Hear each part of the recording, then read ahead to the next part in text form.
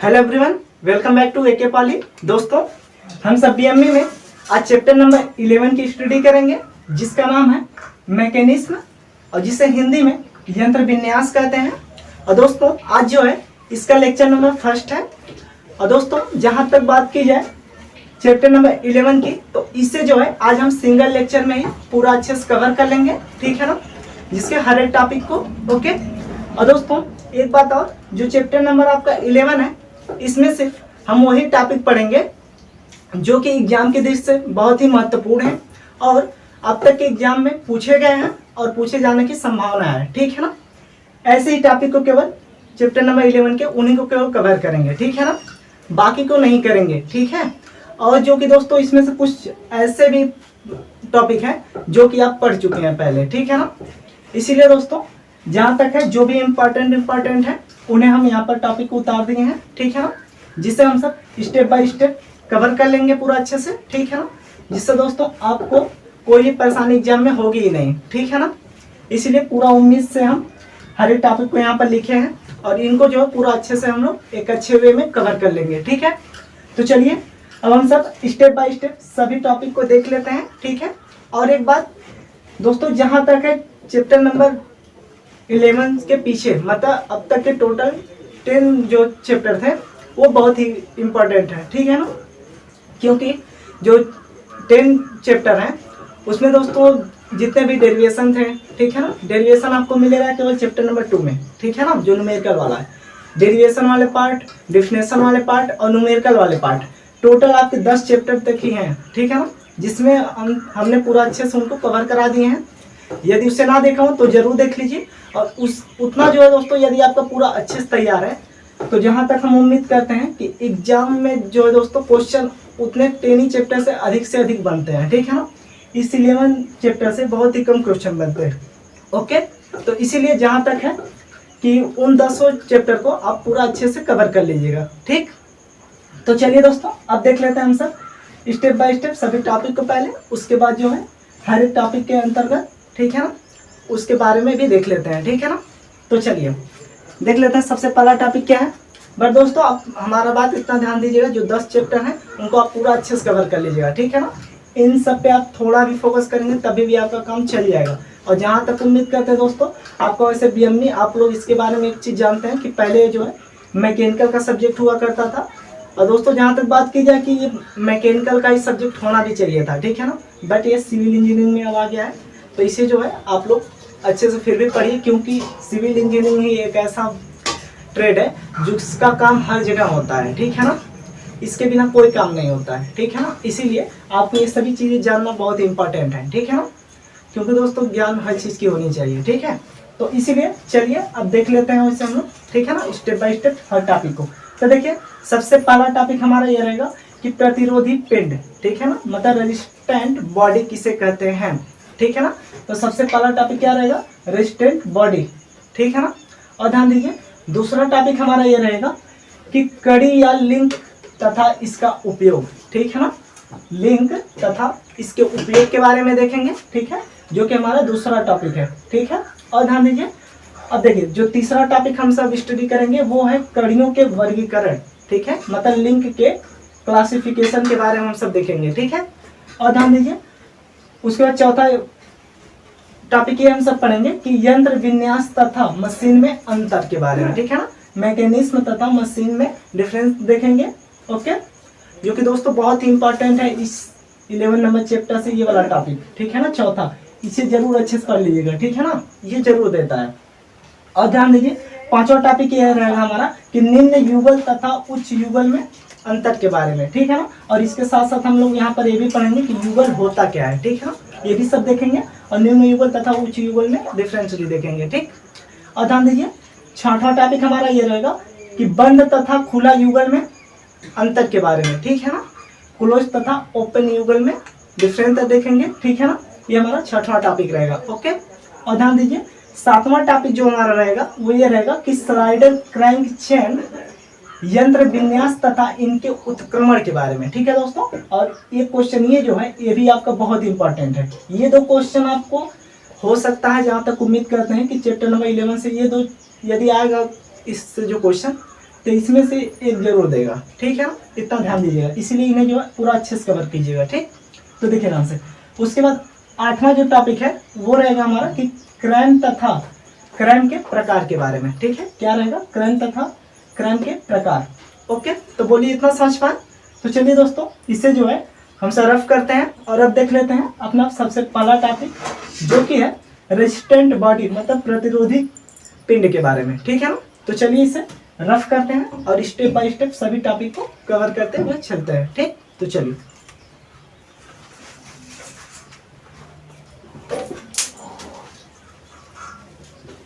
तो चलिए दोस्तों, अब हम सब देख लेते हैं अपना सबसे पहला टॉपिक, जो है रेजिस्टेंट बॉडी, ठीक है ना, जिसे हिंदी में प्रतिरोधी पिंड कहते हैं। ओके, तो ध्यान दीजिए कि प्रतिरोधी पिंड कहते किसे हैं। तो चलिए इसे जान लेते हैं बढ़िया से, ठीक है ना। तो ध्यान दीजिए, इसको सबसे पहले जो है हम आपको डायग्राम से माध्यम से बताएंगे, ठीक है। उसके बाद जो है हम सब यहाँ डिफिनेशन के माध्यम से भी देख लेंगे, ठीक है ना।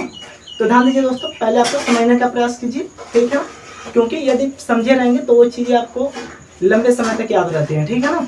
तो ध्यान दीजिए, देखिए कि प्रतिरोधी पिंड कहते किसे हैं। तो ध्यान दीजिए इसमें एक चीज कि प्रतिरोधी पिंड कह रहा है ना, तो पिंड का मतलब क्या होता है कि वस्तु होता है, ठीक है ना। सपोज मानिए आप लोग कि मान लीजिए ये कोई वस्तु है, ठीक है ना, ये कोई वस्तु है।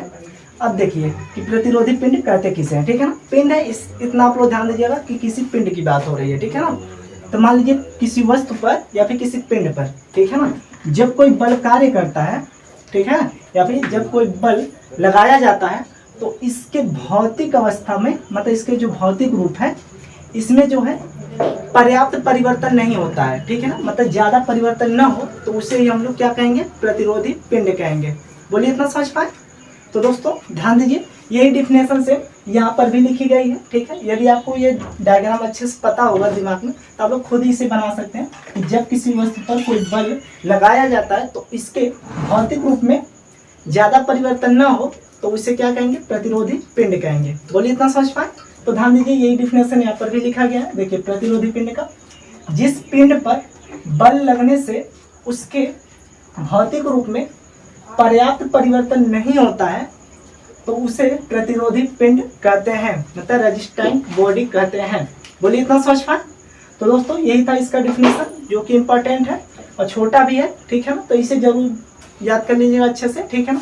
आई होप, हम उम्मीद भी करते हैं आपको याद भी हो गया होगा, ठीक है ना। तो चलिए अब देख लेते हैं दूसरा टॉपिक जो था हमारा, क्या था वो, कड़ी या लिंक के बारे में, ठीक है ना। तो ध्यान दीजिए, कड़ी या लिंक जो होता है, इसे ध्यान दीजिए। देखिए जब प्रतिरोधों का संयोजन होता है, ठीक है ना, मतलब जब प्रतिरोधी पिंड का जब संयोजन होता है तो उसके संयोजन से जो चीज बनता है उसे हम कड़ी या लिंक कहते हैं, ठीक है ना। कड़ी या लिंक का निर्माण कैसे होता है, तो इतना ध्यान दीजिएगा, प्रतिरोधी पिंड के संयोजन के द्वारा कड़ी या लिंक का निर्माण होता है, ठीक है ना। तो यही चीज यहाँ डिफिनेशन में भी है, ठीक है ना। और जो कि कड़ी या लिंक क्या होता है, एक तरफ से देखा जाए तो ये मशीन का एक पार्ट होता है, ठीक है ना, मतलब अंग होता है उसका, ठीक है। तो ध्यान दीजिए, ये डिफिनेशन यहाँ पर भी है। तो देखिए, यह एक या अधिक प्रतिरोधी पिंडों का संयोजन होता है और मशीन का अंग कहलाता है। बोलिए इतना समझ पाए। तो दोस्तों यही चीज है सेम। यदि आपको प्रतिरोधी पिंड याद है तो इसकी सहायता से आप कड़ी या लिंक की डेफिनेशन बता सकते हैं कि प्रतिरोधी पिंड का संयोजन ही कड़ी या लिंक कहलाता है, और जो है कड़ी या लिंक जो है एक मशीन का अंग भी कहलाता है, ठीक है ना। तो बोलिए इतना समझ पाए, आई होप। तो चलिए अब देख लेते हैं कड़ी या लिंक के उपयोग के बारे में। ओके, तो ध्यान दीजिएगा इसका उपयोग कहाँ कहाँ पर होता है, ठीक है। तो ध्यान से एकदम देखिए, कड़ी या लिंक का उपयोग जो है गति तथा बल को पारेषित करने के लिए, ठीक है, मतलब मोशन तथा फोर्स को ट्रांसमिशन करने के लिए, ठीक है ना, मतलब हस्तांतरण करने के लिए, ठीक, वहां पर इसका प्रयोग किया जाता है, ठीक है ना। गति हो तथा बल, गति तथा बल को ट्रांसमिट करने के लिए या फिर हस्तांतरण करने के लिए लिंक या कड़ी का उपयोग हम सब करते हैं, ठीक है।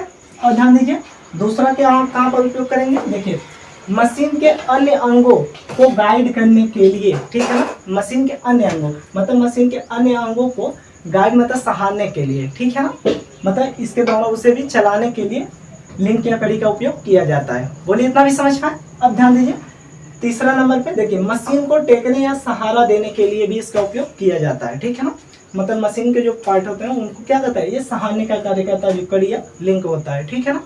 तो बोलिए इतना समझ पाए आप सब? तो चलिए अब देख लेते हैं हम सब अपना तीसरा टॉपिक, जो है कड़ियों के वर्गीकरण के बारे में। ठीक है, तो ध्यान दीजिए, जो कड़ियों का वर्गीकरण है ये मुख्य रूप से मतलब दो पार्ट में इसे विभाजित किया गया है, जिसमें सबसे पहला मतलब ए के आधार पे है और दूसरा बी के आधार पे है। ठीक है ना, तो ध्यान दीजिए, ए के आधार पे जो है सबसे पहला जो है वो है दृढ़ कड़ी। ठीक है ना, पहला क्या है वो है दृढ़ कड़ी। ठीक है ना, और ध्यान दीजिए दूसरा जो है वो है लचीली कड़ी। ठीक है, और तीसरा जो है वो है तरल कड़ी। ठीक है ना, जिसे हम लोग फ्लूइड लिंक करते हैं। ठीक है ना, इंग्लिश में तीसरा क्या है तरल कड़ी। तो ध्यान दीजिए दोस्तों, ए के आधार पे कितने कड़ी हैं? तो 3 प्रकार के कड़ी होते हैं। ठीक है, पहला क्या है दृढ़ कड़ी।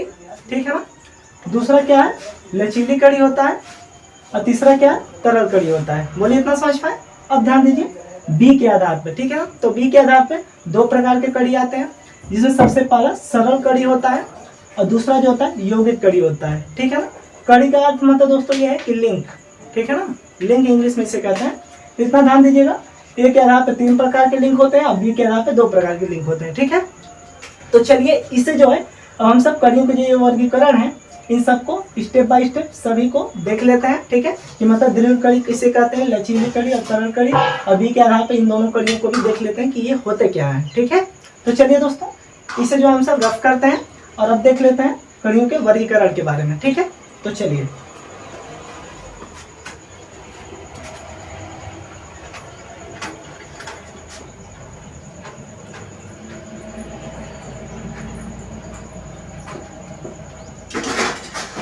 इसे दोस्तों सब कुछ आप लोग अपने नोटबुक में उतारते जाइएगा। ठीक है ना, कि पूरा शॉर्ट में लिखा रहे हैं और पूरा अच्छे से। ठीक है, तो चलिए दोस्तों अब हम सब देख लेते हैं कड़ियों के वर्गीकरण के बारे में, जिसे इंग्लिश में क्लासिफिकेशन ऑफ लिंक कहते हैं।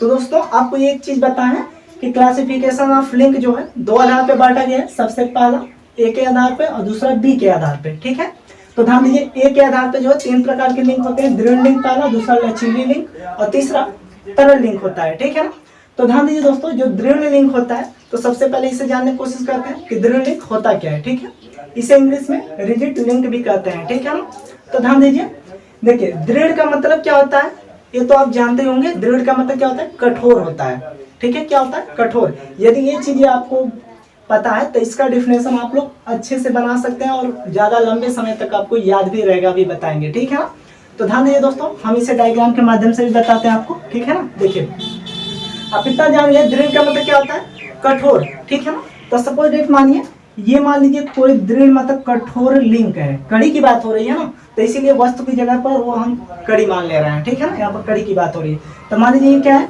ये कोई दृढ़ मतलब कठोर कड़ी है। ठीक है ना, आप लोग एक चीज जानते हैं, यदि वस्तु की ही बात की जाए तो उसमें क्या होता है कि यदि कोई वस्तु कठोर होती है तो उस पर कोई भी बल या गति लगाया जाए, मतलब बाह्य बल कोई भी लगाया जाए तो उसमें क्या होता है, उसके आकार में कोई परिवर्तन नहीं होता है। ठीक है ना, कोई भी बल या गति उस पर कार्य करे तो उसके आकार में कोई परिवर्तन नहीं होता है। ठीक है ना, तो सेम यहाँ पर भी वही होगा कि मतलब यहाँ पर मान लीजिए कोई कड़ी है। ठीक है ना, इस कड़ी पर कोई भी बल या गति लगाया जाएगा तो इसके आकार में कोई परिवर्तन नहीं होता है, तो इसी को हम लोग दृढ़ लिंक कहते हैं। ठीक है, तो बोलिए इतना समझ पाए?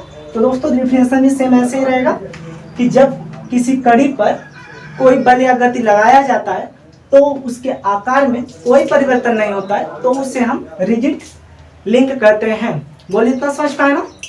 तो दोस्तों यही चीज यहाँ पर लिखी गई है, तो ध्यान दीजिए, गति पारिषित करते समय मतलब गति का हस्तांतरण करते समय, ठीक है ना, जिस कड़ी के आकार में बिल्कुल कोई परिवर्तन नहीं होता है उसे हम सब रिजिड लिंक कहते हैं, मतलब दृढ़ लिंक कहते हैं। बोलिए इतना समझ पाए?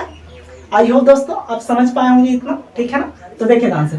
अब दूसरा क्या है, वो है लचीली कड़ी, जिसे हम लोग इंग्लिश में फ्लेक्सिबल लिंक कहते हैं। ठीक है ना, तो ध्यान दीजिए फ्लेक्सिबल लिंक यहाँ पर कब कहेंगे, तो देखिए जिन कड़ियों के आकार में, ठीक है ना, जस्ट इसका उल्टा ये रहेगा बिलोंग। ठीक है ना, इसका डिफिनेशन क्या है, जस्ट इसका उल्टा है। ठीक है ना, देखिए जिन कड़ियों के आकार में गति पारिषित करते समय, ठीक है, क्या कहा जा रहा है, मतलब जिन कड़ियों के आकार में गति पर, ठीक है, जिन कड़ियों के आकार में गति पारिषित मतलब हस्तांतरण करते समय उसमें जो है परिवर्तन आ जाए, तो क्या कहेंगे, तो लचीली कहेंगे, और जब परिवर्तन नहीं होता तो उसे दृढ़ कहेंगे। ठीक है, सेम डिफिनेशन ऐसे ही है, जस्ट इसका उल्टा। तो ध्यान से देखिएगा, जिन कणियों के आकार में गति पारेषित करते समय कुछ परिवर्तन होता है, परंतु इस परिवर्तन से गति पारेषित में मतलब गति के हस्तांतरण में अंतर नहीं पड़ता है, मतलब गति के हस्तांतरण में कोई अंतर नहीं पड़ता है, तो उसे लचीली कड़ी कहते हैं। बोलिए, इतना भी समझ पाए? एक बार और ध्यान दीजिए, जिन कड़ियों के आकार में गति पारेषित करते समय कुछ परिवर्तन होता है, बट इस परिवर्तन से गति पारेषण में मतलब गति के हस्तांतरण में कोई अंतर नहीं होता, तो उसे लचीली कड़ी कहते हैं। बोलिए, इतना समझ पाए? अब ध्यान दीजिएगा, तीसरा आता है तरल कड़ी, जिसे हम लोग फ्लूइड लिंक कहते हैं। ठीक है ना, इंग्लिश में क्या कहते हैं, फ्लूइड लिंक कहते हैं। अब ध्यान दीजिए, फ्लूइड लिंक होता क्या है? ठीक है, तो देखिए, फ्लूइड मतलब तरल। तरल पहले जानिए क्या होता है, तो देखिए, तरल वो पदार्थ होता है जो बहने का गुण रखता है। क्या होता है? बहने का गुण रखता है, उसे क्या कहते हैं हम? तरल कहते हैं। ठीक है ना, तो ध्यान दीजिएगा इसका। देखिए, यदि किसी मशीन में गति पारेषण मतलब गति का हस्तांतरण के लिए किसी तरल का प्रयोग करते हैं, तो तरल दबाव मतलब प्रेशर या संपीड़न मतलब कंप्रेशन, ठीक है ना, के फलस्वरूप गति पारेषित करता है, तो उसे तरल कड़ी कहते हैं। ठीक है ना, बोलिए, इतना समझ पाए? क्या कहेंगे? तरल कड़ी कहेंगे। ओके दोस्तों, और दोस्तों एक चीज ध्यान दीजिएगा, दृढ़ लिंक में जो मतलब इसका दृढ़ लिंक का जो उपयोग होता है, इसको कहाँ पर किया जाता है, इसे फिलहाल हम यहाँ पर लिखे नहीं है, आपको बता दे रहे हैं, आप लोग नोटबुक पर जरूर लिख लीजिएगा। ठीक है, देखिए, दृढ़ लिंक का उपयोग हम सब कहाँ कहाँ पर करते हैं, तो एक चीज ये ध्यान दीजिए। ठीक है ना, देखिए, इसका उपयोग जो होता है दोस्तों, पिस्टन में, सिलेंडर में और क्रैंक में। किसमें? क्रैंक, पिस्टन तथा सिलेंडर में दृढ़ लिंक का प्रयोग किया जाता है। इतना ध्यान दीजिएगा। ठीक है ना, और ध्यान दीजिए, लचीली लिंक का प्रयोग कहाँ पर किया जाता है, तो इसे ध्यान देंगे आप लोग। ठीक है, तो देखिए, इसका उपयोग जो होता है पट्टों में किया जाता है। ठीक है ना, क्या लिखेंगे? इसका उपयोग जो है पट्टों में किया जाता है। ठीक है, इतना लिख लेंगे आप लोग, और ध्यान दीजिए।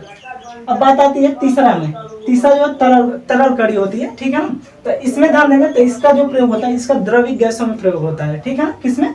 द्रवित जैक होता है, द्रवित जैक में तरल कड़ी का उपयोग कहाँ करते हैं? द्रवित जैक में उपयोग करते हैं। ठीक है, तो ये आप लोग उपयोग लिख के आगे लिख दीजिएगा। ठीक है ना, बोलिए, इतना समझ पाए? तो अब ध्यान दीजिए, अब देख लेते हैं बी के आधार पे। तो देखिए, बी के आधार पे दो प्रकार के होते हैं, पहला सिंपल लिंक होता है, दूसरा कंपाउंड लिंक होता है। ठीक है ना, तो देखिए, सिंपल लिंक किसे कहेंगे? देखिए, इसके साथ युगल मतलब पेयर होता है। ठीक है ना, और युगल मतलब पेयर जो होता है, इसका डिफिनेशन भी अभी हम आपको आगे इसके बारे में पढ़ाएंगे, तो वहां पर अच्छे से बता देंगे। ठीक है, तो ध्यान दीजिए, सिंपल लिंक कहते किसे? तो देखिए, इसके साथ युगल मतलब पेयर बनाने वाले केवल दो अवयव जुड़े होते हैं। ठीक है ना, क्या होता है? केवल दो अवयव जुड़े होते हैं। ठीक है दोस्तों, यदि युगल की बात की जाए तो युगल वो होता है जिसके अंदर जो है कोई भी मशीन आसानी से कार्य कर सके, मतलब घूम सके, तो उसी को युगल कहते हैं। ठीक है ना, इसके बारे में फिलहाल पूरा अच्छी तरीके डिफिनेशन बताएंगे। ठीक है ना, फिलहाल के लिए इतना जानिए कि किसी की इसके साथ युगल मतलब पेयर बनाने वाले केवल दो अवयव जुड़े होते हैं। ठीक है ना, किसमें? सिंपल लिंक में। और ध्यान दीजिए, दूसरा कंपाउंड लिंक, इसके साथ युगल बनाने वाले दो या दो से अधिक अवयव जुड़े होते हैं। बोलिए, इतना भी समझ पाए? अब ध्यान दीजिएगा, एक टॉपिक और देख लेते हैं जो कि इंपॉर्टेंट है, इसे फिलहाल हम अपने टॉपिक में नहीं लिखे थे। ठीक है, बट यहाँ पर बता दे रहे हैं, शायद एग्जाम में पूछ लिया जाए। ठीक है ना, तो ध्यान दीजिए। देखिए, क्या है?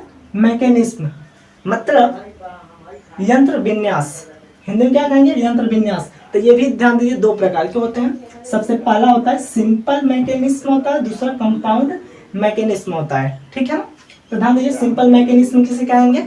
मतलब सरल यंत्र विन्यास किसे कहेंगे? तो इसमें चार कड़ियां होती हैं, मतलब जिसमें चार कड़ियां होती हैं उन्हें हम लोग क्या कहेंगे? सरल यंत्र विन्यास कहेंगे। और जिसमें चार से अधिक कड़ियां होती हैं उन्हें कंपाउंड मतलब यौगिक यंत्र विन्यास कहेंगे। बोलिए, इतना भी समझ पाए?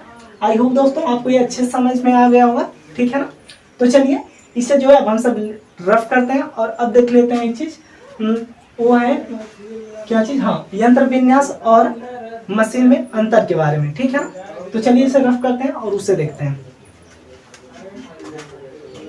इसे दोस्तों आप लोग स्क्रीनशॉट ले लीजिए ताकि इसे हम रफ कर दें।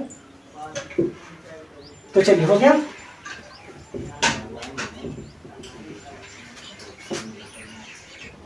तो चलिए दोस्तों, अब हम सब देख लेते हैं यंत्र विन्यास तथा मशीन में अंतर, ठीक है ना। तो ध्यान दीजिएगा दोस्तों, इसमें जो है सबसे पहला स्टेप ये है कि मतलब पहले समझिए कि कई कड़ियों से, ठीक है, मतलब कई कड़ियों के संयोजन से यंत्र विन्यास बनता है और किसी बल का ये पारेषण नहीं करता, मतलब किसी भी बल को ये हस्तांतरण नहीं करता है, ठीक है ना। तो यही चीज यहाँ पर लिखा गया है, देखिए कई कड़ियों के संयोजन से यंत्र विन्यास बनता है और किसी बल का पारेषण नहीं करता है, ठीक है, मतलब किसी भी बल को ये हस्तांतरित नहीं करता है। बोलिए इतना समझ पाए। और ध्यान दीजिए मशीन में क्या होता है, देखिए मशीन में परस्पर सापेक्ष गति रखने वाली कई कड़ियों का संयोजन होता है, ठीक है, और बल का भी पारेषण होता है। और ये क्या करता है, मशीन बल को भी हस्तांतरण करता है, ठीक है ना, जिसकी सहायता से अन्य कार्य किए जाते हैं, ठीक है ना। तो बोलिए इतना समझ पाए। अब ध्यान दीजिएगा, इसमें दूसरा स्टेप यह रहेगा कि किसी ऊर्जा को यांत्रिक कार्य में नहीं बदला जा सकता, मतलब जो यंत्र विन्यास होता है इसकी सहायता से किसी भी ऊर्जा को यांत्रिक कार्य में नहीं बदला जा सकता, ठीक है ना। बट जो मशीन होता है इसमें किसी ऊर्जा को यांत्रिक कार्य में बदला जा सकता है, ठीक है ना। क्या है, इसमें किसी भी ऊर्जा को यांत्रिक कार्य में बदल सकते हैं, ठीक है ना। बोले इतना भी समझ पाए। तो अब ध्यान दीजिए, चौथा स्टेप यह है कि किसी मशीन का क्रियाशील ये नमूना होता है जो यंत्र विन्यास होता है, ठीक है। क्या होता है, ये किसी मशीन का नमूना होता है, ठीक है ना। इसलिए नमूना होता है क्योंकि दोस्तों जो मशीन होता है वह यंत्र विन्यास का ही एक भाग होता है, ठीक है ना। इसलिए तो क्या कहेंगे कि किसी मशीन का क्रियाशील नमूना है, ठीक है ना। क्रियाशील मतलब कार्य करने वाला एक नमूना होता है जो यंत्र विन्यास होता है, ठीक। और ध्यान दीजिए बल्कि मशीन में क्या होता है, यंत्र विन्यास का सुधार करने पर मशीन बनता है, ठीक है ना। देखिए मशीन का डेफिनेशन इसलिए आप ऐसे बता सकते हैं कि यंत्र विन्यास का सुधरा हुआ रूप ही मशीन कहलाता है, ठीक है ना। देखिए यंत्र विन्यास की सुधार करने पर मशीन बनता है। बोलिए इतना भी समझ पाए। तो अब ध्यान दीजिएगा, चौथा स्टेप ये रहेगा कि यंत्र विन्यास का मशीन होना आवश्यक नहीं है, ठीक है ना। मतलब यंत्र विन्यास का मशीन होना आवश्यक नहीं है, बट प्रत्येक मशीन यंत्र विन्यास अवयव होती है, ठीक है ना। मतलब हर एक मशीन जो होती है वह यंत्र विन्यास कहलाती है, ठीक है ना, क्योंकि यंत्र विन्यास का सुधरा हुआ रूप क्या कहलाता है, मशीन कहलाता है। तो मशीन का प्रत्येक अंग क्या होता है, यंत्र विन्यास होता है, ठीक है। बट यंत्र विन्यास जो होता है वो मशीन नहीं कहा जाएगा, ठीक है ना, वो चीज यहाँ पर है, ठीक है ना, ध्यान दीजिएगा। अब देखिए पांचवा स्टेप क्या है, पांचवा स्टेप यही है कि इसका कार्य केवल अपनी कड़ियों को गति पारेषित करना है, ठीक है ना। जो यंत्र विन्यास होता है ये सिर्फ मतलब जो यंत्र विन्यास होता है किससे बना होता है, तो कई कड़ियों के संयोजन से बना होता है, ठीक है। तो ये केवल अपनी अपनी कड़ियों को ही ऊर्जा दे सकता है। जो यंत्र विन्यास होता है ये ऊर्जा केवल किसको देगा, अपने कड़ियों को ही देता है केवल, ठीक है ना, और किसी को नहीं देता है, ठीक है ना। और ध्यान दीजिए यही चीज यहाँ लिखा गया है कि इसका कार्य केवल अपनी कड़ियों को गति प्रदान करना है, ठीक है। बट मशीन में क्या होता है, ये लाभदायक कार्य के लिए ऊर्जा पारिषित करती है, मतलब अधिक लाभदायक कार्यों में क्या होता है, मशीन के द्वारा हम लोग मतलब जो ऊर्जा होती है उसका स्थानांतरण करते हैं, ठीक है ना। तो बोलिए इतना समझ पाए। तो अब ध्यान दीजिएगा यंत्र विन्यास से रिलेटेड कुछ उदाहरण देख लीजिए यहाँ पर। पहला घड़ी, मतलब यंत्र विन्यास का उपयोग कहाँ होता है, जैसे घड़ी हो गया उसमें, बोर्डन, दाब गेज में आदि, ठीक है ना। इतना उदाहरण में लिख सकते हैं। और मशीन के उदाहरण में आ जाएगा आपका इंजन हो गया, ठीक है ना। इंजन क्या होता है, एक मशीन का रूप होता है, क्रेन भी होता है और लिफ्ट होता है, ठीक है ना। ये सब चीज़ें होती हैं, ठीक। तो बोलिए इतना समझ पाए। आई होप आप ये भी अच्छे समझ पाएंगे दोस्तों। इतना ध्यान दीजिएगा कि ये जो टॉपिक है ये बहुत ही इंपॉर्टेंट है इस चैप्टर नंबर 11 से, ठीक है ना। तो इतना बिल्कुल ध्यान दीजिएगा, ठीक है ना। कुछ नहीं तो इसको जरूर आप लोग तैयार कर लीजिएगा, पूरा अच्छी तरीके से तैयार होना चाहिए आपका, ठीक है ना। आई होप दोस्तों आपको अच्छे समझ में आ गया होगा, जहाँ तक हम उम्मीद करते हैं, ठीक है ना। तो चलिए इससे जो है आप सब स्क्रीनशॉट ले लीजिए ताकि इसे रफ करें। और अब हम सब पढ़ेंगे युगल के बारे में, ठीक है ना। तो चलिए हो गया, चलिए तब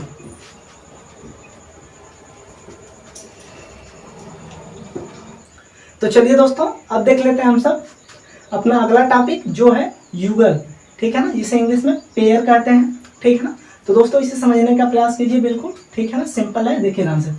यह एक ऐसा कनेक्शन होता है, मतलब यह एक ऐसा संबंध होता है, ठीक है ना। कनेक्शन मीन्स क्या होता है, संबंध, ठीक। तो ध्यान दीजिएगा, यह एक ऐसा संबंध होता है जो यंत्र विन्यास की दो कड़ियों को इस प्रकार जोड़कर रखता है कि उनमें सापेक्ष गति संभव हो, ठीक है ना।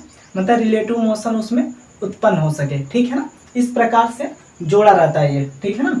जो पेयर होता है यह एक ऐसा संबंध होता है जो यंत्र विन्यास की दो कड़ियों को इस प्रकार से जोड़े रखता है ताकि उनमें रिलेटिव मोशन हो सके, मतलब सापेक्ष गति हो सके, ठीक है ना। तो बोलिए इतना समझ पाए।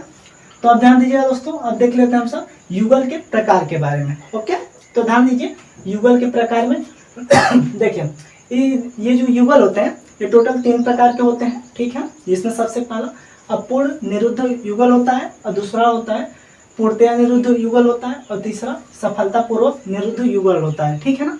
तो ध्यान दीजिए सबसे पहले देख लेते हैं, ठीक है, जो है अपूर्ण निरुद्ध युगल के बारे में, ठीक है। तो ध्यान दीजिए इस युगल में, ठीक है ना, इस युगल में कड़ियों की सापेक्ष गति अनिश्चित होती है, ठीक है। अपूर्ण निरुद्ध युगल, देखिए ये नाम से ही स्पष्ट है, मतलब अपूर्ण मतलब अनिश्चित, ठीक है ना। इतना ध्यान दीजिए, अपूर्ण मतलब अनिश्चित। तो मतलब इस युगल में कड़ियों की सापेक्ष गति अनिश्चित होती है। बोलिए इतना भी समझ पाए। और ध्यान दीजिएगा जैसे हम देखते हुए एग्जाम्पल में देखिए वृत्ताकार छिद्र में, ठीक है ना, वृत्ताकार छिद्र में कोई छड़ घूमने के साथ साथ आगे पीछे भी सरक सकती है, ठीक है ना। इसके एग्जाम्पल में देखा जाए तो वृत्ताकार, मान लीजिए ये कोई छिद्र है, यहाँ पर ध्यान दीजिए, मान लीजिए कोई यहाँ पर देखिए, मान लीजिए कोई वृत्ताकार छिद्र है, ठीक है ना। इसमें जो है कोई यदि छड़ लगाया गया है, ठीक है ना, इसमें कोई यदि छड़ है तो ये छड़ क्या करेगा, घूमने के साथ साथ आगे पीछे भी गति कर सकता है, मतलब इस प्रकार से यहाँ पर निकला रहेगा ऐसे, ठीक है ना, इस प्रकार से। ओके, जो कि दोस्तों ये बीच वाला भाग तो दिखाई नहीं देगा क्योंकि बीच में रहेगा ना, इसलिए, ठीक है ना। देखिए छिद्र में रहता है ना, देखिए ये क्या जा रहा है ना कि वृत्ताकार छिद्र में कोई छड़, तो देखिए वृत्ताकार छिद्र में जब कोई छड़ पड़ा रहेगा तो वो दिखेगा नहीं बीच वाला हिस्सा, ठीक है ना, इसलिए देखिए ध्यान से। तो क्या है इसका कहने का ये कि वृत्ताकार छिद्र में कोई छड़ है तो क्या करता है, ये घूमने के साथ साथ आगे पीछे गति भी कर सकता है, किसमें, अपूर्ण निरुद्ध युगल में, ठीक है ना। तो ये इसका एग्जाम्पल हो गया। बोलिए इतना समझ पाए। तो ये लिखा है वृत्ताकार छिद्र में कोई छड़ घूमने के साथ साथ आगे पीछे सरक भी सकती है, ठीक है। अब ध्यान दीजिए दूसरा है पूर्णतया निरुद्ध युगल, ठीक है ना। ये देखिए ये पूर्णतया का रहा ना, तो ये भी नाम से स्पष्ट है, पूर्णतया मतलब निश्चित रूप से, ठीक है ना। ये देखिए अपूर्ण था, अपूर्ण मतलब अनिश्चित, इतना ध्यान दीजिएगा। पूर्णतया मतलब निश्चित, ठीक है ना, इतना ध्यान दीजिएगा। बिल्कुल सिंपल है इसका डेफिनेशन, देखिए ध्यान से। देखिए पूर्णतया निरुद्ध युगल किसे कहेंगे, इस युगल में कड़ियों की सापेक्ष गति निश्चित होती है, ठीक है ना। बट पीछे वाले में क्या था, अपूर्ण वाले में, इसमें कड़ियों की सापेक्ष गति अनिश्चित होती है, बट पूर्णतया वाले में इनकी सापेक्ष गति निश्चित होती है, ठीक है। अब ध्यान दीजिए इसके एग्जाम्पल में देखा जाए तो वर्गाकार छिद्र में, ठीक है ना, क्या है, वर्गाकार छिद्र में एक छड़ केवल आगे पीछे सरक सकती है बट वह घूम नहीं सकती है, ठीक है ना। इसमें कहा जा रहा है कि मान लीजिए ये कोई वर्गाकार छिद्र है, ठीक है ना, क्या है, ध्यान दीजिए ये कोई वर्गाकार छिद्र है देखिए मान लीजिए ये कोई वर्गाकार छिद्र है, ठीक है। इसमें कह रहा है कि यदि कोई छड़ पड़ी हुई है इसमें, ठीक है ना, इसमें यदि कोई छड़ पड़ी हुई है तो ये क्या करती है, तो ये आगे पीछे तो सरक सकती है बट ये घूम नहीं सकती है, ठीक है ना। तो ये कैसा एग्जाम्पल होगा, पूर्णतया निरुद्ध युगल का एग्जाम्पल, ठीक है ना। तो बोलिए इतना समझ पाए। तो ये लिखा है वर्गाकार छिद्र में एक छड़ केवल आगे पीछे सरक सकती है बट वह घूम नहीं सकती है, ठीक है। तो अब देख लेते हैं तीसरा सफलतापूर्वक निरुद्ध युगल के बारे में, ठीक है। देखिए सफलतापूर्वक निरुद्ध युगल क्या होता है, तो इस युगल में कड़ियाँ जो होती हैं वह स्वयं ही निरुद्ध युगल नहीं बनाती हैं, ठीक है ना। मतलब जो सफलतापूर्वक निरुद्ध युगल होती हैं इसमें जो युगल होते हैं वो स्वयं ही निरुद्ध युगल नहीं बनाते हैं, बट उसमें क्या होता है, निरुद्ध युगल बनाने के लिए अन्य साधन प्रयोग किए जाते हैं, ठीक है ना। इस प्रकार से इसका डिफिनेशन लिखेंगे कि इस मतलब सफलतापूर्वक निरुद्ध युगल में युगल की कड़ियों में स्वयं निरुद्ध युगल नहीं बनता है, बल्कि निरुद्ध युगल बनाने के लिए उसमें अन्य साधन का प्रयोग करते हैं। जैसे एग्जांपल में थ्रस्ट बियरिंग, ठीक है ना, आप लोगों को पढ़ा है बियरिंग वाला जब चैप्टर, तो उसमें बताते हैं थ्रस्ट बियरिंग क्या होता है, ठीक है ना। तो ध्यान दीजिए, थ्रस्ट बियरिंग में लगी ऊर्ध्वाधर शाफ्ट, ठीक है ना। जैसे बियरिंग आप लोग जानते हैं ना कैसे बनता है, ऐसे करके बियरिंग बनता था, ठीक है, इसका पार्ट ऐसे होता था। देखिए ये बियरिंग होता था, इसमें क्या होता था, इसमें जो शाफ्ट लगा है, मतलब जो शाफ्ट लगा रहता था ऐसे, देखिए ऐसे करके शाफ्ट जो लगा रहता था ऐसे, तब इसमें कैसा लगा रहता है, ये ऊर्ध्वाधर लगा रहता है, ठीक है ना। ध्यान दीजिएगा कैसा लगा रहता है, तो ऊर्ध्वाधर लगा रहता है, ठीक। ये जो शाफ्ट होता है ये बियरिंग के बीच में ऊर्ध्वाधर लगा होता है। तो ये किसका एग्जाम्पल है, सफलतापूर्वक निरुद्ध युगल का। तो बोलिए इतना समझ पाए। देखिए थ्रस्ट बियरिंग में लगी ऊर्ध्वाधर शाफ्ट, तो ये होता है थ्रस्ट बियरिंग, ठीक है। तो बोलिए इतना समझ पाए। तो ओके दोस्तों, तो अब आगे देखते हैं। देन आफ्टर देखिए निम्न युगल और उच्च युगल में अंतर के बारे में, ठीक है ना। तो ध्यान दीजिए, निम्न युगल और उच्च युगल में अंतर देख लेते हैं, ध्यान से देखिएगा। इस प्रकार के युगल में, मतलब निम्न प्रकार के युगल में गति करते समय किसी सतह पर दोनों अवयवों का संपर्क होता है, ठीक है। इसका कहने का अर्थ यह है कि निम्न युगल में क्या होता है, निम्न युगल में जो गति करने वाले, गति करते समय सतह पर दोनों अवयव का संपर्क होता है। और ध्यान दीजिए, और यह सतहें एक सी होती हैं, मतलब एक जैसी होती हैं इनकी सतहें, ठीक है ना।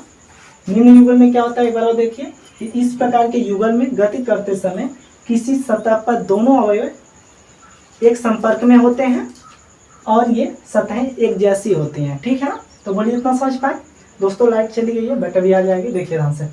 अब देख लेते हैं उच्च युगल के बारे में। तो इसमें देखिए इस प्रकार के युगल के, ठीक है, इस प्रकार के युगल के अवयवों में बिंदु या फिर रेखा का संपर्क होता है, ठीक है ना, बिंदु या फिर रेखा का संपर्क होता है। और दूसरा रहेगा दोनों अवयवों की संपर्क सतहें इसमें क्या होती हैं, एक समान नहीं होती हैं, ठीक है ना। निम्न युगल में दोनों सतहें एक जैसी होती हैं, बट उच्च युगल में दोनों सतहें एक जैसी नहीं होती हैं। और इसमें जो होता है, युगल में गति करते समय किसी सतह पर दोनों अवयव का संपर्क होता है, बट इसमें क्या होता है, युगल के अवयव में बिंदु या रेखा पर संपर्क होता है, ठीक है ना। तो बोलिए इतना समझ पाए दोस्तों। आई होप आप ये अच्छे से समझ पाएंगे सभी चीज़ों को। तो चलिए दोस्तों, इसे भी आप लोग स्क्रीनशॉट लीजिए ताकि इसे रफ करें और आगे बढ़ें। तो चलिए, हो गया। चलिए तो चलिए दोस्तों, अब हम सब देख लेते हैं बंद युगल तथा खुला युगल, ठीक है ना, मतलब closed pair and open pair के बारे में, ठीक है ना। तो इनके अंतर को देख लेते हैं पहले, ठीक है। तो ध्यान दीजिए दोस्तों, देखिए जब किसी युगल के, ठीक है, जब किसी युगल के दोनों अवयवों का आपस में यांत्रिक विधि द्वारा जोड़ा जाता है, ठीक है, तो उसे बंद युगल कहते हैं, ठीक है ना। कब बंद युगल कहेंगे, जब किसी युगल के, ठीक है, जब किसी युगल के दोनों अवयवों को आपस में यांत्रिक विधि द्वारा जोड़ा जाता है तो उसे बंद युगल कहते हैं, ठीक है। और ध्यान दीजिए, और जब किसी युगल के अवयवों को परस्पर यांत्रिक विधि द्वारा नहीं जोड़ा जाता है तो उसे खुला युगल कहते हैं। बोलिए इतना समझ पाए। तो दोस्तों यही चीज है, एक बार और ध्यान दीजिए, बंद युगल किसे कहेंगे, जब किसी युगल को, जब किसी युगल के मतलब दोनों अवयवों को यांत्रिक विधि द्वारा जोड़ा जाता है तो उसे बंद युगल कहेंगे। और जब किसी युगल के दोनों अवयवों को यांत्रिक विधि द्वारा नहीं जोड़ा जाता तो उसे खुला युगल कहते हैं। बोलिए इतना समझ पाए। तो अब ध्यान देते हैं दोस्तों, अगला स्टेप जो है हम लोग का, अगला टॉपिक वो है स्लाइडर क्रैंक चेन यंत्र विन्यास के बारे में, ठीक है। क्या है, स्लाइडर क्रैंक चेन यंत्र विन्यास, ओके। तो ध्यान दीजिए दोस्तों कि स्लाइडर क्रैंक चेन यंत्र विन्यास कहते किसे हैं। तो ध्यान दीजिए, देखिए इसमें एक स्थिर, एक क्रैंक, एक लीवर तथा एक स्लाइडिंग कड़ियां और 3 घुमाव तथा एक स्लाइडिंग युगल होते हैं। किसमें, स्लाइडर क्रैंक चेन यंत्र विन्यास में क्या क्या चीजें होती हैं, इसमें एक स्थिर, एक क्रैंक होता है और एक लीवर होता है तथा स्लाइडिंग कड़ियां होती हैं और 3 घुमाव तथा एक स्लाइडिंग युगल होते हैं। बोलिए इतना समझ पाए। इसे दोस्तों अच्छे से पढ़ लीजिएगा, ठीक है ना, और इसे नोटबुक में जरूर उतार लीजिएगा, ठीक है। और दूसरा देखिए, ये पश्चाग्र गति को घुमाव गति में बदलने का कार्य करता है, ठीक है ना। इसका कार्य क्या होता है, ये पश्चाग्र गति को क्या करता है, घुमाऊ गति में बदलने के लिए प्रयोग किया जाता है। ओके, अब ध्यान देते हैं एक चीज, देखिए स्लाइडर क्रैंक चेन यंत्र विन्यास के उत्क्रमण के बारे में। ठीक है ना दोस्तों, ये बहुत ही इंपॉर्टेंट टॉपिक है। ठीक है ना, इसे जरूर अच्छे से याद कर लीजिएगा। देखिए स्लाइडर क्रैंक यंत्र विन्यास के उत्क्रमण ये पूछता है। ठीक है ना, तो आप लोग इसमें का 2 उत्क्रमण बता सकते हैं। आपको यहाँ तक कि क्वेश्चन में भी 2 ही पूछता है करके। ठीक है ना, फिलहाल या फिर 2 करके ना पूछे, ऐसे पूछे कि स्लाइडर क्रैंक यंत्र विन्यास के उत्क्रमण बताइए भी। ठीक है ना, तो आप लोग ये लिख सकते हैं, पहला ऑक्सीलेटिंग या दोलन सिलेंडर इंजन। ठीक है ना, दोलन मतलब गति करने वाला। ठीक है ना, सिलेंडर इंजन। तो ध्यान दीजिए, इसमें 2 स्टेप आप सब लिख सकते हैं। पहला लिख सकते हैं, यह स्लाइडर देखिए दोस्तों, यह स्लाइडर क्रैंक की लीवर कड़ी को स्थिर करके प्राप्त होता है। कैसे प्राप्त किया जाता है, ऑक्सीलेटिंग या दोलन सिलेंडर इंजन को कैसे प्राप्त किया जाता है, इसको देखिए, ये स्लाइडर क्रैंक की लीवर कड़ी को स्थिर करके प्राप्त किया जाता है। ओके, और ध्यान दीजिए दूसरा, इसमें सिलेंडर एक स्थिर अक्ष पर दोलन करता है, मतलब घूमता रहता है। क्या होता है, इसमें सिलेंडर जो है एक निश्चित अक्ष पर घूमता रहता है। तो यही चीज यहाँ पर बताया गया है। और ध्यान दीजिए दूसरा हम सब लिख देंगे, क्विक रिटर्न या द्रुत आपसी यंत्र विन्यास। ये दोनों क्या होते हैं, यही दोनों क्या होते हैं दोस्तों, ये और ये दोनों उत्क्रमण होते हैं। ठीक है ना, दूसरा क्या है, क्विक रिटर्न या द्रुत आपसी यंत्र विन्यास। इसके अंतर्गत आप सब लिख सकते हैं, यह यंत्र विन्यास सेपर तथा स्लाटर मशीनों पर टूल द्वारा मतलब औजारों की सहायता से धीरे धीरे कटाई तथा शीघ्र आपसी हेतु प्रयोग करते हैं, मतलब आपसी के लिए, मतलब शीघ्र वापसी के लिए प्रयोग करते हैं इसका। ठीक है ना, ये बार देखिए, यह यंत्र विन्यास सेपर तथा स्लाटर मशीनों पर टूल मतलब औजारों के द्वारा धीरे धीरे कटाई तथा शीघ्र वापसी के लिए प्रयोग करते हैं। बोलिए, इतना समझ पाए दोस्तों? तो यही चीज था स्लाइडर क्रैंक चेन के यंत्र विन्यास तथा उसके उत्क्रमण। ठीक है ना, तो यहाँ से दोस्तों ये क्वेश्चन जरूर एग्जाम में पूछा जाता है। ठीक है ना, इसीलिए आप लोग बिल्कुल तैयार रहिएगा। ठीक है ना, क्योंकि आपका तैयार रहेगा दोस्तों तो आपको कोई भी प्रॉब्लम नहीं होगा। ठीक है ना, और अब तक के हम पूरा उम्मीद से कहते हैं दोस्तों, जितना भी अब तक हम फर्स्ट चैप्टर से लेके अभी तक 11 चैप्टर तक जो पढ़ा रहे हैं, यहाँ तक जो भी चीज़ें बताए हैं उससे यदि हट के कोई भी चीज़ पूछ लिया ना, तो इतना हम गारंटी के साथ कहते हैं कि तब आप कहिएगा कि हाँ सब कुछ अलग से दिया था। ठीक है ना, लेकिन हम पूरा उम्मीद से कहते हैं, यदि हमारे आप केवल लेक्चर देखकर आप हर एक टॉपिक को अपने नोटबुक में उतारे हैं और उसे अच्छे से पढ़े हैं, तो इतना 100% है कि आपका फुल नंबर मिलेगा। ठीक है ना, आपका एक भी नंबर नहीं कटेगा और ऐसा कोई क्वेश्चन नहीं होगा जिसे आप हल न कर पाए। ठीक है ना, तो दोस्तों ये चीज़ हो गया। चलिए तब इसे रफ करते हैं और अब देख लेते हैं क्राइम तथा क्राइम के प्रकार के बारे में। ठीक है ना, वही लास्ट टॉपिक है हम लोगों का, उसे देख लेंगे, उसके बाद चैप्टर नंबर 11 कवर हो जाएगा अच्छे से। ठीक है ना, तो चलिए इसे रफ करते हैं और उसे भी देख लेते हैं। ठीक, तो इसे स्क्रीनशॉट लीजिए जल्दी से। हो गया, रफ करें। चलिए, तो चलिए दोस्तों अब हम सब देख लेते हैं क्राइम के बारे में। ठीक है ना, जो कि हमारा लास्ट टॉपिक है चैप्टर नंबर 11 का। ठीक है, तो ध्यान से पढ़िएगा दोस्तों इसे, क्योंकि दोस्तों ये भी जो क्वेश्चन है ये भी इम्पोर्टेंट है, वो भी एग्जाम के दृष्टि से। इसीलिए जितने भी आपको इसमें टॉपिक बताए हैं सभी इम्पोर्टेंट दृष्टि से ही बताए, जो कि अब तक के एग्जाम में पूछा गया है और पूछे जाने की संभावना है। ठीक है ना, मतलब कई बार लगभग मतलब पूछे गए हैं वो ऐसा क्वेश्चन, मतलब यहाँ पर सभी टॉपिक लिखे थे। ठीक है ना, और जो कि दोस्तों बहुत ही इंपॉर्टेंट भी है आपके नॉलेज के लिए भी, इसलिए जो है वैसा टॉपिक आपको बता रहे हैं। ठीक है, तो ध्यान दीजिए। अब देख लेते हैं हम सब क्राइम है ना, तो ध्यान से देखिएगा कि क्राइम कहते किसे हैं पहले। ठीक है, तो देखिए यह किसी यंत्र विन्यास का घूमने वाला वह अवयव है जो एक दूसरे अवयव को सीधा संपर्क से घुमाता है। ठीक है ना, क्या है, यह किसी यंत्र विन्यास का वह अवयव, वह घूमने वाला अवयव होता है जो एक दूसरे अवयव को सीधे संपर्क से घुमाता है। बोलिए, इतना समझ पाए? और ध्यान दीजिए, तथा इसके दूसरे अवयव को, तथा इसके जो दूसरा अवयव होता है उसे अनुगामी या फिर फॉलोअर कहते हैं। ठीक है ना, तो दोस्तों ध्यान दीजिएगा कि क्राइम होता क्या है, तो कहेंगे यह किसी यंत्र का वह घूमने वाला अवयव है जो एक दूसरे अवयव को सीधे संपर्क से घुमाता है तथा इसके दूसरे अंग को गामी या फिर फॉलोअर कहते हैं। ठीक है, तो चलिए अब देख लेते हैं क्रम के प्रकार के बारे में। ठीक है दोस्तों, तो ये बहुत इंपॉर्टेंट है जो क्रम का प्रकार है। तो इतना जानिए, जो क्रम का प्रकार है इसे दो भागों में बांटा गया है। पहला ए मतलब रेडियल या डिस्क क्रम के आधार पे, और दूसरा जो है वो है बेलनाकार क्रम के आधार पे। ठीक है ना, तो ध्यान दीजिए दोस्तों, जो पहला रेडियल या डिस्क क्रम है इसके आधार पे देख लेते हैं दोस्तों। यहाँ पे क्रम रहेगा सब में, ठीक है ना, यहाँ क्रम रहेगा, देखिए यहाँ पर भूल गए हैं हम। ठीक है, ध्यान दीजिएगा, इतना क्रम ले लिए हैं, सॉरी, ध्यान दीजिए। देखिए क्या है, पहला क्या है, रेडियल या डिस्क क्रम। देखिए ध्यान से, तो ये क्या होता है दोस्तों, इसके आधार पे देख लेते हैं। तो 3 प्रकार के होते हैं क्रम, ठीक है ना, जिसमें सबसे पहला होता है पश्चाग्रगति क्रम।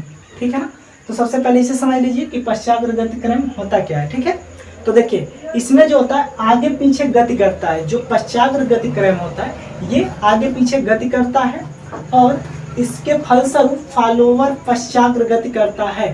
ठीक है ना, पश्चाग्र मतलब डोलन गति करता है। ठीक है ना, क्या होता है, इसके फलस्वरूप जो फॉलोअर है वो पश्चाग्र गति करता है। ठीक है ना, देख लिए पश्चाग्र गति का ये डायग्राम होता है। ठीक है, ध्यान से देखिए, देखिए ये होता है पश्चाग्र गति का डायग्राम। ठीक, जो कि दोस्तों ये भाग होता है नीचे वाला, इसे बोलते हैं क्रम, और ये जो इसमें बीच में पिन लगा है इसे पिन बोलते हैं, और ये जो सिरा है दोस्तों ये वाला पार्ट, ठीक है, इसे हम लोग कहते हैं फॉलोअर।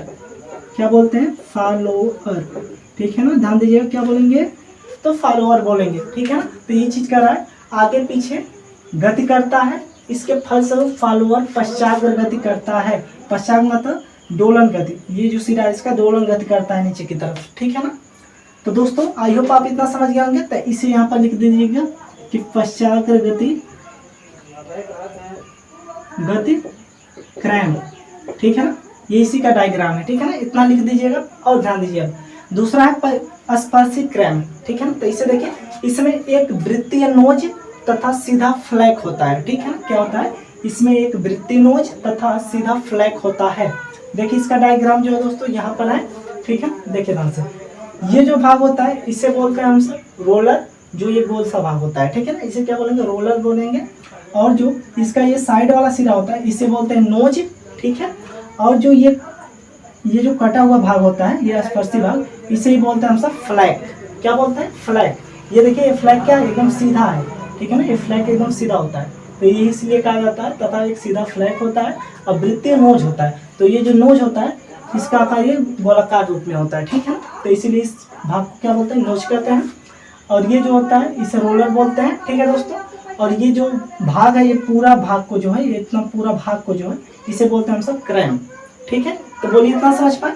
तो दोस्तों यही चीज होता है इसमें, देख लीजिए ये इसका पार्ट है, ये इतना। ठीक है ना, इसका टोटल भाग को क्या बोलते हैं, क्रम। तो ध्यान दीजिएगा, ये क्या होगा, किसका डायग्राम है, तो स्पर्शी क्रम का। ठीक है ना, किसका, स्पर्शी, यहाँ पर लिख दीजिएगा स्पर्शी क्रम का ये डायग्राम है। ठीक है, अब ध्यान दीजिए, अब देख लेते हैं तीसरा वृत्तीय क्रम। ठीक है ना, वृत्तीय क्रम कहते किसे, ठीक है ना, तो इसे ध्यान दीजिए, देखिए इसका फ्लैग वृत्तीय होता है। ठीक है ना, क्या होता है, वृत्तीय क्रम में क्या होता है दोस्तों, इसका जो फ्लैग होता है वो वृत्तीय होता है। ठीक है, देखिए ध्यान से, देखिए ये भी नाम से भी स्पष्ट है कि वृत्तीय क्रम होता क्या है, तो इसका फ्लैग वृत्तीय होता है। ठीक है ना, तो ध्यान से देखिए इसका जो डायग्राम है जो वृत्तीय क्रम का है। ठीक है दोस्तों, इसे फिलहाल नहीं बदलना है। ठीक है, बट इसको इतना जानेगा, इसका जो फ्लैग होता है वो वृत्तीय होता है, मतलब फ्लैग जो ये वाला पार्ट होता है ये क्या होता है, वृत्तीय होता है। ठीक है ना, मतलब वृत्त के आकार का होता है, गोलाकार में। ठीक है, तो अब चलिए देख लेते हैं दूसरा जो है बेलनाकार क्रम। ठीक है, देखिए इस बेलन की सतह पर किसी निश्चित प्रकार खांचा कटा होता है। क्या होता है, इस बेलन की सतह पर, देखिए बेलनाकार क्रम में क्या होता है, बेलनाकार क्रम जो होता है वो बेलन के आकार का होता है, पहले कहिएगा। उसके बाद इस बेलन की सतह पर किसी निश्चित प्रकार खांचा कटा होता है जिससे फॉलोअर संबंधित होता है, और इसमें फॉलोअर क्रम के अक्ष के ही समतल में दोलन या पश्चाग्रगति करता है।